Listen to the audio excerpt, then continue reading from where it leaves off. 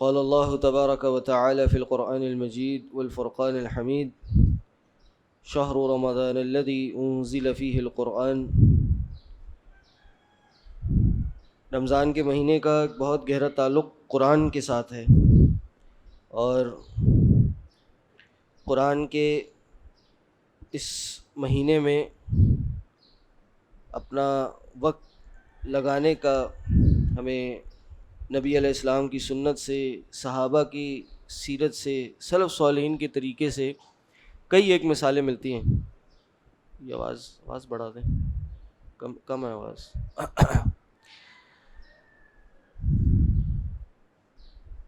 تو ہم سب کو پتہ ہے کہ قرآن پڑھنے کی، اس کی تلاوت کی کیا فضیلت ہے۔ اس میں جو قرآن پڑھنے کی فضیلت ہے، اس میں کئی زیادہ اہم، قرآن کو ترجمے کے ساتھ، قرآن کو تفسیر کے ساتھ پڑھنے کی اہمیت ہے۔ قرآن آیا ہے سورہ بقرہ کے پہلے رکوع میں، اللہ تعالیٰ نے فرمایا کہ یہ ذالک الکتاب لا ریب فیہ، یہ کتاب ہے جس میں کوئی شک نہیں ہے، ھدی للمتقین، متقین کے لیے ہدایت ہے۔ تو یہ ہدایت کب ہوگی، رہنمائی کب ہوگی؟ جب اس کو پڑھا جائے گا، جب اس کو سمجھا جائے گا، تبھی تو اس پہ عمل ہوگا۔ تلاوت کرنا یقیناً بہت اجر کا باعث ہے، لیکن جو اصل مقصد ہے قرآن کے بھیجنے کا، وہ اس کو سمجھنا ہے۔ اللہ تعالیٰ نے قرآن عربی میں نازل کیا، کیوں؟ کیونکہ اس وقت کے لوگوں کی جو زبان تھی وہ عربی تھی، نماز عربی میں پڑھنی ہے تاکہ اس کے معنی مفہوم انسان کو پتہ ہوں۔ تو اس لیے ہمیں قرآن کو تلاوت کے ساتھ، قرآن کو تفسیر کے ساتھ، معنی کے ساتھ سمجھنے کی طرف کوشش کرنی چاہیے۔ اور میں سمجھتا ہوں دنیا کے جتنے بھی علوم ہیں، ان میں سب سے جو اول پرائرٹی پہ نمبر 1 جو علم ہے وہ قرآن کا علم ہے۔ اسی لیے اللہ کے نبی صلی اللہ علیہ وسلم نے فرمایا خیرکم من تعلم القرآن وعلمہ، تم میں سے بہترین وہ شخص ہے جو قرآن کو سیکھے اور سکھائے۔ بہرحال اس حوالے سے فضائل بہت ہیں، پھر کبھی انشاءاللہ اس پہ تفصیلی بات کریں گے۔ اس نشست میں جو فجر کے بعد ہونی ہے، اس میں یہ ہماری تفسیر قرآن کی نشست ہوگی انشاءاللہ، اور اس کا آغاز ہم سورہ طٰہٰ سے کریں گے، اور ممکن ہے آدھے رمضان، نصف رمضان تک یہ چلے، تھوڑا سا اس سے بھی آگے جائے۔ تو یہ صورت پوری کریں گے انشاءاللہ، اور اس کے بعد دوسری صورت جو اس کے علاوہ ہوگی اس کو اختیار کریں گے۔ چند آیتوں کی تفسیر ہوگی مختصر سی، اور ہر پہلو سے بات ہوگی۔ قرآن کا خاصہ یہ ہے کہ یہ قرآن ہر پہلو سے، اللہ تعالیٰ ہر پہلو سے ہماری رہنمائی کرتا ہے۔ کوئی ایک موضوع پہ، جس طرح ہماری دنیاوی یا دوسری کتابیں ہوتی ہیں، ایک موضوع کے حساب سے وہی باتیں چل رہی ہوتی ہیں، قرآن میں ایسا نہیں ہے۔ قرآن میں کوئی موضوع چل رہا ہوگا تو اللہ تعالیٰ ہم اور آپ کا تزکیہ بھی کرے گا، اس کے بعد عقیدہ بھی بیان ہوگا، مسائل بھی بیان ہوں گے، احکام بھی بیان ہوں گے۔ چلتے چلتے کوئی واقعہ آ جائے گا۔ ہم سب کو پتہ ہے کہ آدم ابلیس کا واقعہ کئی جگہ پہ موجود ہے، حضرت موسیٰ کا واقعہ کئی جگہ موجود ہے، انبیاء کے طرف جو اشارے ہیں ان کا ذکر ہے وہ کئی جگہ موجود ہے۔ تو یہ قرآن کا خاصہ ہے، اور اسی کو انشاءاللہ ہم لے کے چلیں گے۔ بسم اللہ الرحمن الرحیم۔ طٰہٰ ما انزلنا علیک القرآن لتشقی الا تذکرۃ لمن یخشی۔ یہ سورت کا آغاز طٰہٰ سے ہوتا ہے۔ یہ طٰہٰ حروف مقطعات میں سے ہیں۔ حروف مقطعات کیا ہوتے ہیں؟ جیسے الف لام میم ہے، طٰ سین میم ہے، کاف ہا یا عین صاد ہے، اسی طرح طٰہٰ بھی ہے۔ اور یہ حروف وہ حروف ہیں کہ جن کے بارے میں علماء کے کئی اقوال ہیں، مفسرین کے کئی اقوال ہیں، لیکن سب سے صحیح قول یہ ہے کہ اللہ اعلم بمرادہ، کہ اللہ تعالیٰ ہی ان کی صحیح مراد جانتا ہے۔ یہ ایک ہمارے یہاں ایک مسکنسیپشن ہے کہ یہ طٰہٰ جو ہے اللہ کے نبی صلی اللہ علیہ وسلم کا نام ہے، تو ایسا نہیں ہے۔ یہ طٰہٰ حروف مقطعات میں سے شیخ عبد الرحمن الناصر السعدی تفسیر سعدی والے انہوں نے یہ لکھا ہے کہ یہ اللہ کے نبی صلی اللہ علیہ وسلم کے اسماء میں سے یہ نام نہیں ہیں۔ کیا معنی ہے ان کا؟ اللہ جانتا ہے۔ پھر فرمایا ما انزلنا علیک القرآن لتشقی، اللہ نے یہ جو قرآن نازل کیا ہے یہ اس لیے نہیں نازل کیا کہ آپ مشقت میں پڑ جائیں یا آپ پہ یہ بھاری پڑ جائے۔ کیوں؟ اللہ کے نبی صلی اللہ علیہ وسلم بہت زیادہ خواہش مند تھے اس بات کے کہ اس وقت کے جو کافر ہیں وہ مسلمان ہو جائیں، اور وہ نہیں ہوتے تھے تو اللہ کے نبی صلی اللہ علیہ وسلم بہت غم کی حالت میں چلے جایا کرتے تھے، بہت پریشان ہوا کرتے تھے کہ میں ان کو رب کا قرآن سنا رہا ہوں، میں ان کو رب کا فرمان سنا رہا ہوں، اللہ کا پیغام ان کو پہنچا رہا ہوں، اور یہ قبول کرنا تو دور کی بات بلکہ اس کا مذاق اڑا رہے ہیں، مجھے مختلف القابات سے پکار رہے ہیں اور اس کے اوپر ظلم بھی کر رہے ہیں۔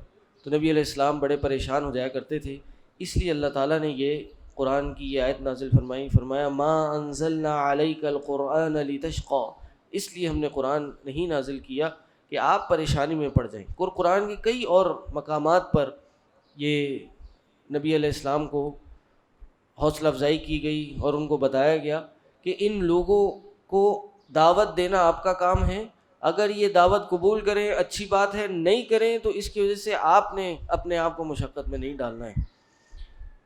فرمایا الا تذکرۃ لمن یخشی، کہ ہم نے یہ قرآن نازل کیا ہے اس کے لیے، اور یہ نصیحت ہے اس کے لیے لمن یخشی، جو اللہ کی خشیت اپنے دل میں رکھتا ہے۔ تو یہ قرآن سے نفع، قرآن سے فائدہ حقیقی جو اس کا مقصد ہے وہی پا سکتا ہے جس کے دل میں اللہ کی خشیت ہو، اللہ کا ڈر ہو۔ فرمایا تنزیلا ممن خلق الارض والسماوات العلی، یہ تنزیل ہے، نازل کرتا ہے اللہ کی طرف سے، ممن، اس کی طرف سے، خلق الارض والسماوات العلی، جس نے زمینوں کو بنایا اور آسمانوں کو بنایا۔ تنزیل کہتے ہیں آہستہ آہستہ نازل ہونا، یہ عربی کا کمال ہے کہ نون زال لام یہ مادہ ہے، اس سے 3 الفاظ بنتے ہیں، الفاظ تو کئی بنتے ہیں لیکن جو مصادر ہیں وہ 3 بنتے ہیں۔ ایک ہے نزول، نازل ہونا، ایک ہے انزال، نازل کرنا، اور ایک ہے تنزیل، اور وہ ہے آہستہ آہستہ نازل کرنا۔ تو قرآن کے بارے میں اللہ تعالیٰ نے 2 الفاظ استعمال کیے ہیں، ایک ہے انزال اور ایک ہے تنزیل، کہ قرآن انزال ایک دفعہ یک بار کی بھی نازل ہوا ہے، اور تنزیل یہ آہستہ آہستہ بھی نازل ہوا ہے۔ ہم سب کو پتہ ہے کہ یہ قرآن رمضان کے مہینے میں نازل ہوا، تو پھر یہ کیوں کہا جاتا ہے کہ یہ 23 سالوں میں نازل ہوا، یہ رمضان میں نازل ہوا؟ تو اس لیے کہتے ہیں کہ قرآن کے 2 نزول ہیں، کہ قرآن سب سے پہلے آسمان دنیا پر لوح محفوظ سے انزال یک بارگی ایک ہی دفعہ نازل ہو گیا تھا، اس لیے فرمایا انا انزلناہ فی لیلۃ القدر، کہ ہم نے اس قرآن کو لیلۃ القدر میں نازل کیا، ایک دفعہ انزال کیا اس کا۔ اور پھر فرمایا تنزیل من رب العالمین، ادھر جیسے فرمایا تنزیل ممن خلق الارض والسماوات العلی، یہ تنزیل ہے، آہستہ آہستہ 23 سالوں میں یہ قرآن نازل ہوا ہے، وقت کی اور مسائل کی ضرورت کو دیکھتے ہوئے۔ پھر فرمایا کہ یہ وہ اللہ جس نے یہ قرآن نازل کیا ہے یہ الرحمن ہے، جو رحمان، الرحمن علی العرش استوى، کہ جو عرش پہ مستوی ہے۔ یہ رحمان اللہ کے ذاتی ناموں میں سے ہے، اور یہ وہ نام ہے کہ جس پہ ہم کسی مخلوق کا نام نہیں رکھ سکتے۔ جیسے آپ کسی انسان کا نام اللہ رکھ سکتے ہیں، ہاں، اسی طرح رحمان بھی نہیں رکھ سکتے۔ انسان لطیف ہو سکتا ہے، انسان رحیم ہو سکتا ہے، قرآن میں کئی اور مقام پہ آیا رؤوف ہو سکتا ہے، لیکن انسان رحمان نہیں ہو سکتا، اللہ نہیں ہو سکتا۔ اور اس کی دلیل قرآن میں ہی آتی ہے کہ تم اللہ کو پکارو یا رحمان کو پکارو، جس کو بھی جس نام سے ہی پکارو اس کے بہترین نام ہے، ایما تدعو۔ تو اس لیے جب بھی کسی کا نام رکھیں گے تو عبد الرحمن رکھیں گے۔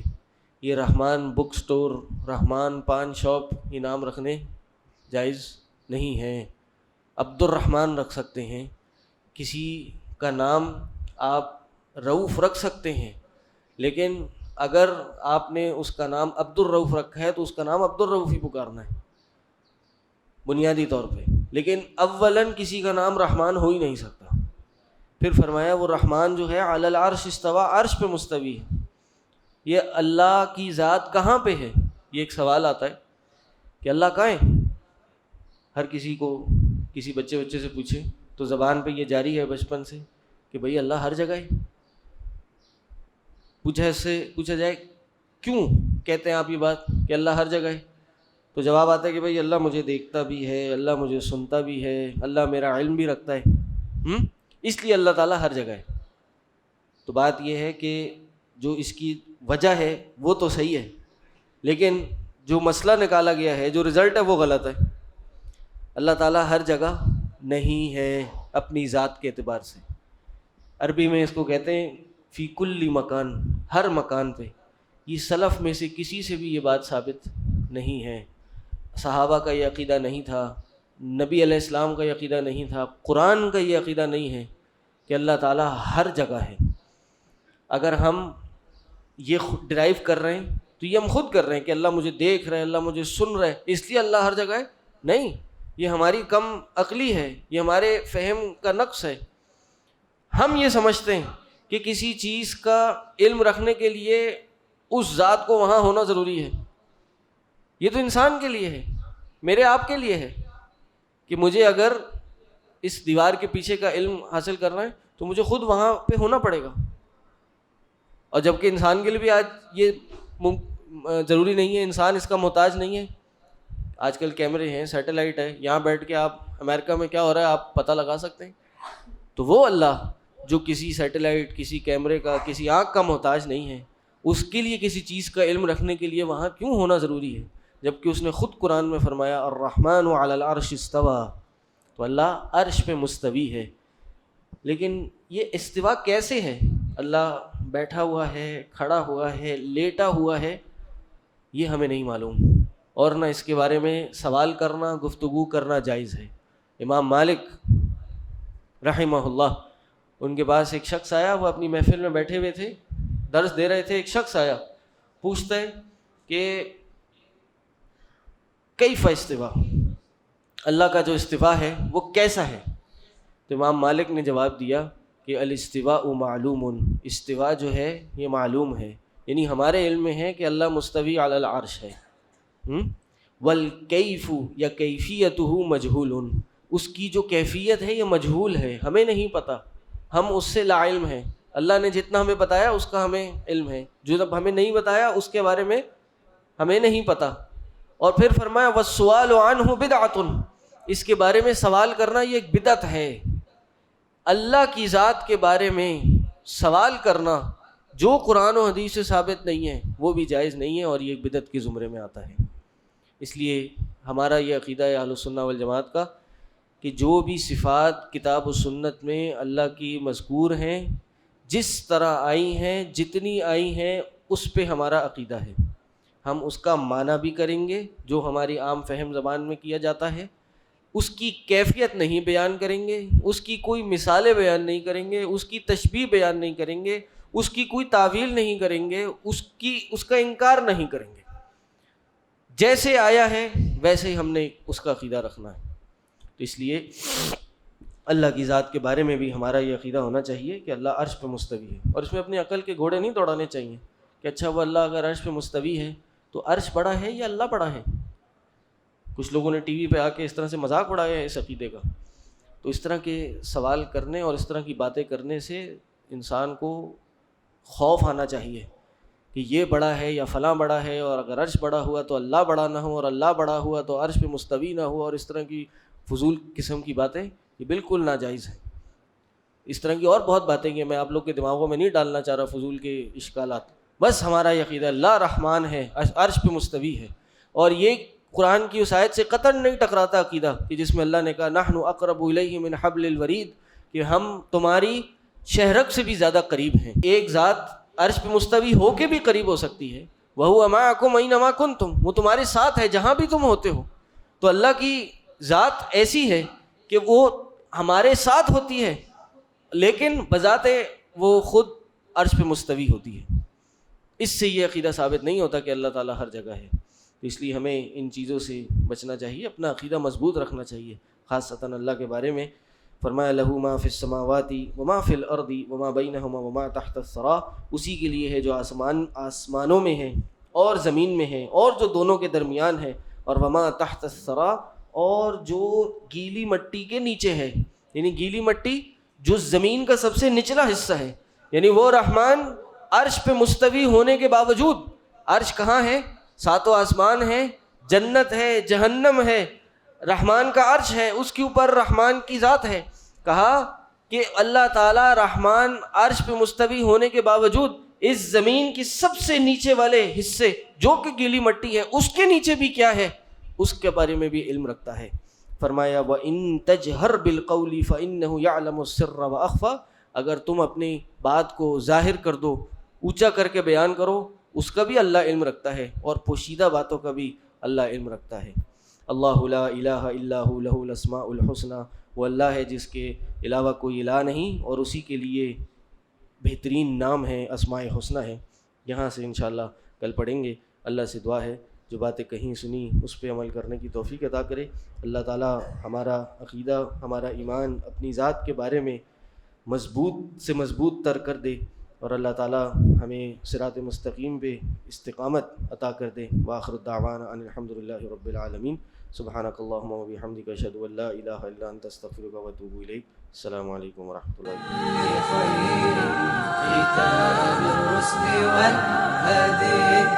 وبرکاتہ.